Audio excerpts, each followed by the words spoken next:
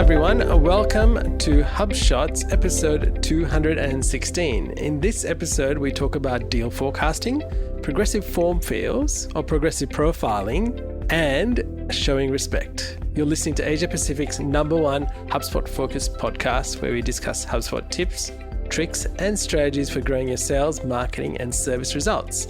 My name is Ian Jacob from Search and Be Found, and with me is Craig Bailey from XEN Systems. How are you, Craig? I'm well, Ian. Ready for take 2 of the show. That's right. Now, listeners, we wanted to say thank you to those who've connected with us, and I've got a shout out for Jen from Toronto in Canada. Hi, Jen. Thanks for connecting with us, and thank you for the kind words. And we do hope all our listeners get a lot out of this show. So keep connecting with us and giving us feedback. That'd be fantastic. Now, Craig, what have you got that's exciting for us? Remember last episode I asked if people were interested in full show notes. Thanks to the people that replied and said yes, they'd like that. So now we have that in place. So if you go to the HubShots site and sign up anywhere, any of those forms that say be notified about upcoming or future episodes, it means each week they get sent out on Friday mornings, Australian time. You will get the full show notes, complete with all the links, all the screenshots, everything in the email, so you don't even have to come to the site, rather than before where you just got that summary and had to click through. So I hope you enjoy that. I'm actually enjoying that with a lot of newsletters I get. The full content, I just like reading it in my email client, not having to click through and load pages and all that kind of thing. And the second part of this is because we're going to, I guess, be in more inboxes, we're trying to expand out the show notes to include a whole lot of bonus links. I read a lot of blog posts and articles during the week, and I thought I'd just start sharing a few of the more interesting ones. So in shot 11 of the show, I've started to put in some of those links. We won't have time to talk about them in the show, but if you get the show notes, they'll all be in there, and so you can click through and stay up to date. And our goal is to build that out to be basically a resource on its own each week. Now, listeners, onto our HubSpot marketing feature of the week, and this is to do with progressive form fields or progressive profiling as we know it. And this is the ability to request further details each time someone fills out a form. And we talked about this back in episode 194 as an example, to having a form with lots of form fields in it. Now, as an example, you can go to hubshots.com and you can fill out the notification form on the site. We have 18 progressive form fields in there. So if you think, I'll keep clicking next, and Craig has done a great job where he says, if you've got another 10 seconds, do you want to give us more information? And you keep getting the thank you page with the next form field. And so Craig has basically labeled this no privacy because we're trying to collect as much data as we can. So think about it in your business. Are you using this feature to understand more about the people you're dealing with? Is there a question that you can ask that will help you get a better understanding to help the person on their journey? Yeah, so that's right. So if you want to experience the joy of never-ending fields being requested, like I said, if you want to sign up for the show notes, any of those notification forms, they'll take you to a thank you page, which then puts you in this loop. It'll be interesting to see how many people just play the game and go through and fill out all the form fields. Maybe I'll keep adding. If people start filling it out, I'm just going to keep adding crazy fields just to keep putting them in a circle. Actually, what should we add? I'll put in a little Easter egg there for people. So just keep clicking that submit button, filling it out, and see if you get to the end. All right, Craig, onto our HubSpot sales feature of the week. And this is a deal forecasting report. And why I want to highlight this is we've had a request from a lot of sales managers recently who have asked, hey, how do I tell what's coming up? And so there is a report which is not readily apparent that actually has deal forecasting. And we'll show you heading out for the rest of the year what deals there are potentially closing in that month. So it gives you a good idea, and you have to go, and this is a sales professional or enterprise feature, and you need to go to the sales analytics dashboard or the sales team productivity, and it's the deals dashboard, and you need to select forecast amount, which is not the first thing you see, and then you'll be able to see that. Now, below this graph, there is also a data which actually shows you by salesperson what is forecast and a few other numbers. So I'd encourage you to have a look at it if you actually haven't gone and explored this in your portal. All right, Craig, on to our consumer insight of the week. I wanted to highlight this because I thought this is a great resource, and it's from Google. It's Think with Google, and it's about consumer insights and how to use Google Trends.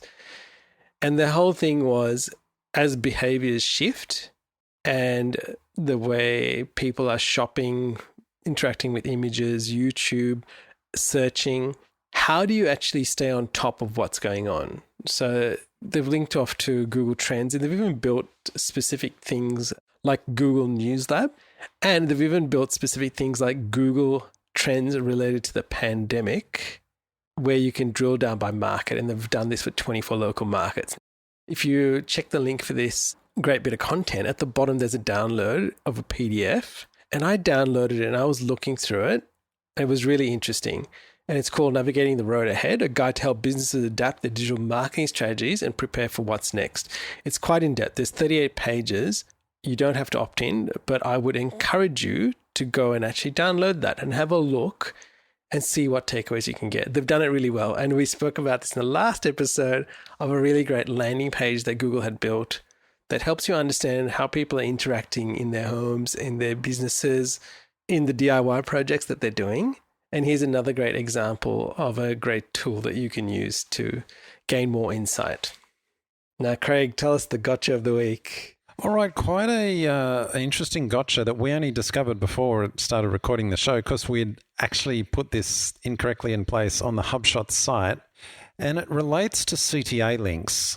And you might build a CTA button in HubSpot, but let's say you're on staging, and so when you're testing, you've built the CTA link and it points to a page on staging. Now, if you've linked it to a HubSpot page, when you choose the URL, you'll get a drop down. You could say, I'm going to choose an external website URL or a HubSpot page or meeting link. So there's all these options in CTAs.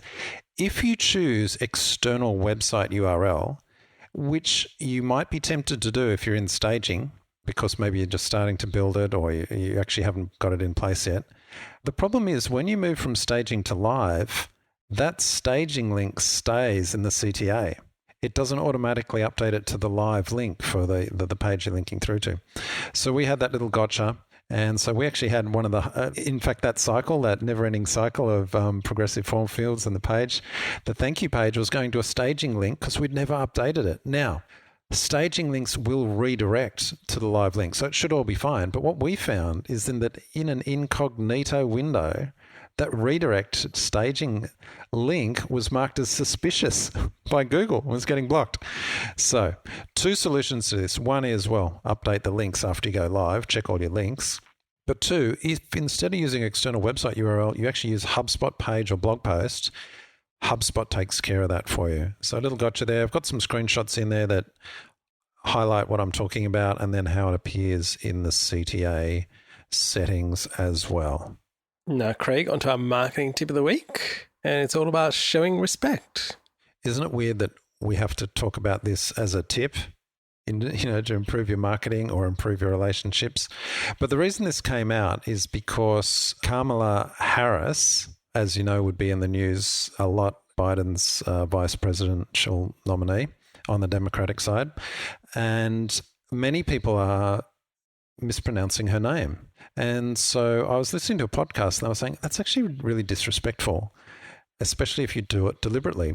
So then I was like, I actually don't know how to pronounce her name. What is it?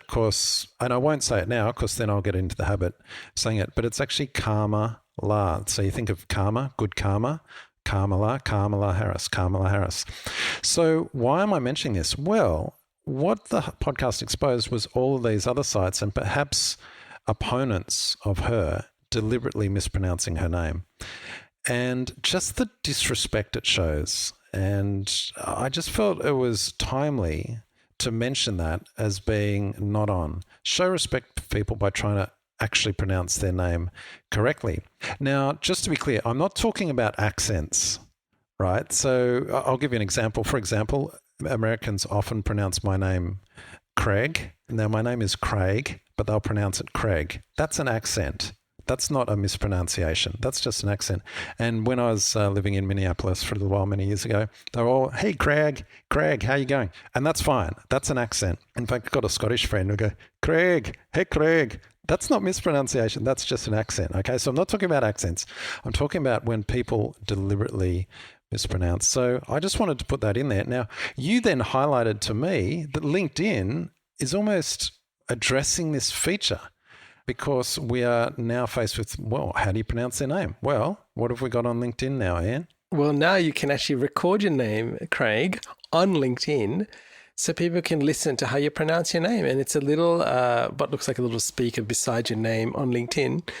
And you can go and do that on the mobile app, which is where I did it. And it'll put it in there as like a voice memo that people can play and listen to you saying your name. There you go. Check it out on Ian's profile. All right, onto our Insight of the Week, Craig. And I wanted to highlight this, and I thought this is interesting. Shout out to Ryan Benici, G2. This is in response to, I was looking at different marketing automation software as one of our clients that we were talking to was thinking about, well, what do we do? Should we be on a Salesforce product? Should we be thinking of ActiveCampaign, MailChimp? Where does it all fit? So I often go to sites like G2 to figure out, how is everyone placed in the marketplace? Now, Gartner has similar quadrants, probably more for enterprise. And Forrester and all the big, yeah. And what was interesting about this one, and you can see, we'll probably tweet about this or put it on Instagram. One thing you'll notice, marketing automation is quite broad, and it shows based on satisfaction and market presence. And you'll see it's a crowded market space, right? And we knew this was happening.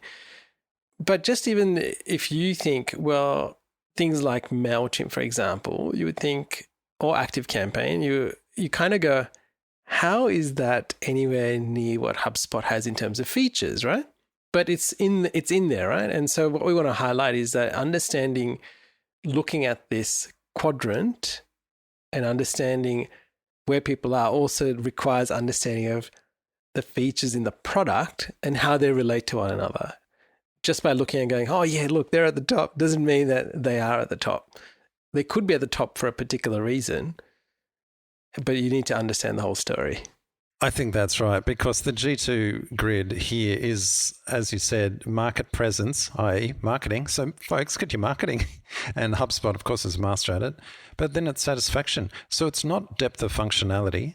You're not seeing Marketo here. You're not seeing some of the big players, not seeing Adobe, some of their marketing cloud pieces. You're not seeing that here. You are seeing MailChimp, who never struck me as marketing automation. I guess you can do a few follow-up workflows, and to be fair, they do call that automation within the product, but marketing automation means many things to many different people. And so an example here about consumer satisfaction being a big part of this.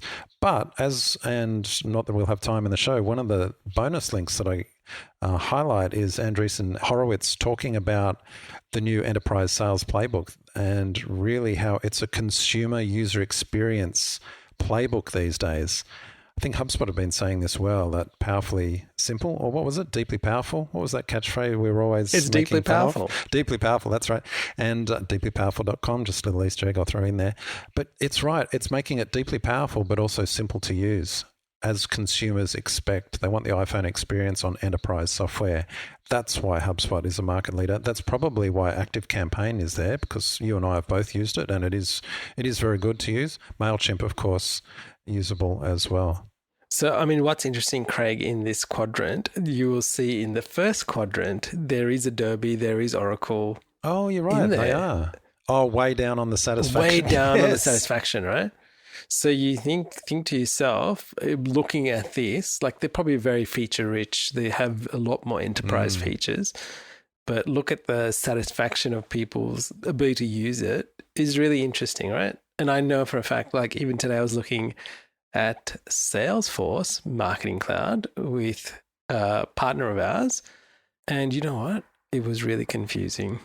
So it's just on a whole nother level. And I think this is the next I guess this is the next, what do I describe it as? It is really around satisfaction, isn't it? It's sure you want functionality, but it doesn't matter if you've got all the functionality in the world if your users hate using it. Correct. Or you can't use it, which was the scenario of one of our partners' customers where they had the system and they gave it to another agency to implement because they had no idea what was going on. And I was like, oh, I can see your problem here. And I think they just felt that they had lost control. They didn't know what was going on. That was the bottom line.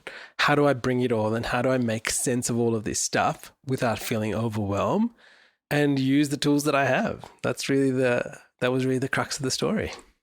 All right, Craig, on to the app of the week.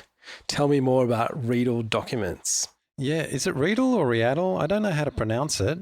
They need a LinkedIn little icon where they can say their name. It's kind of like last episode where we said, oh, it's a Landingy. Landingy. Instead of Landingy, it's That's Landingy.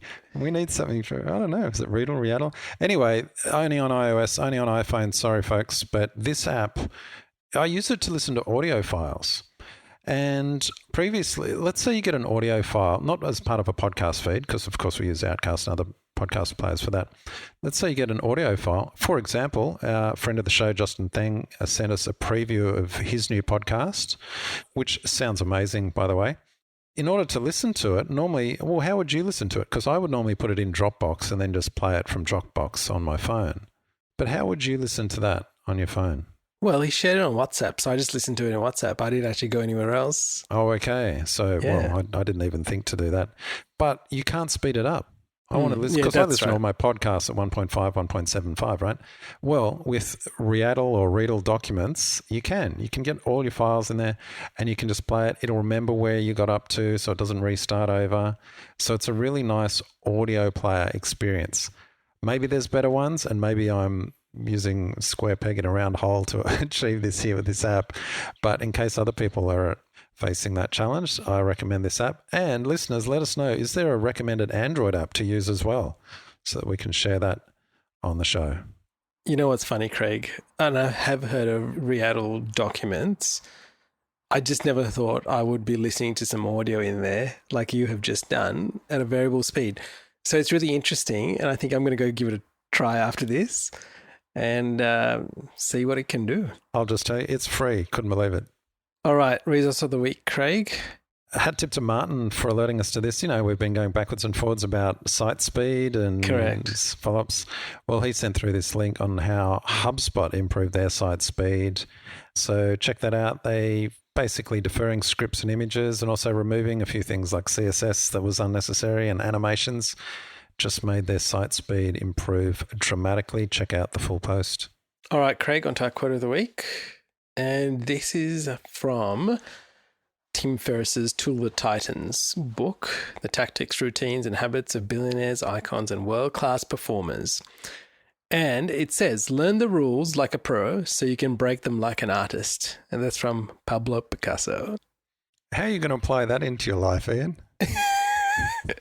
Well, in a marketing and a sales perspective, I thought, well, I need to learn the rules like a pro, then I can break it all, Craig.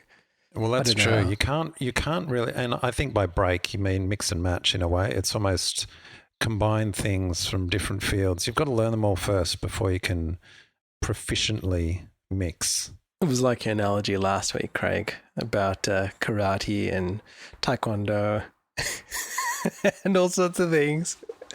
Anyway, I digress. Listeners, there are a lot of bonus links in the show, so please go to hubshots.com and subscribe for the show notes, which you can now get the entire show notes in your inbox every week.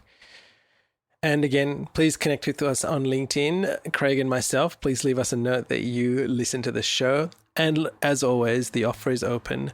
If you need help with anything or you're feeling stuck, you need feedback on a podcast episode, please hit us up and we'll be glad to help you guys no matter where you are. And again, thanks for listening. And until next episode, Craig. Catch you later, Ian. Hey there, thanks for listening to this episode of HubShots. To get the latest show notes, HubSpot tips and marketing resources, sign up at hubshots.com. You can also book time with us to help you grow better with HubSpot.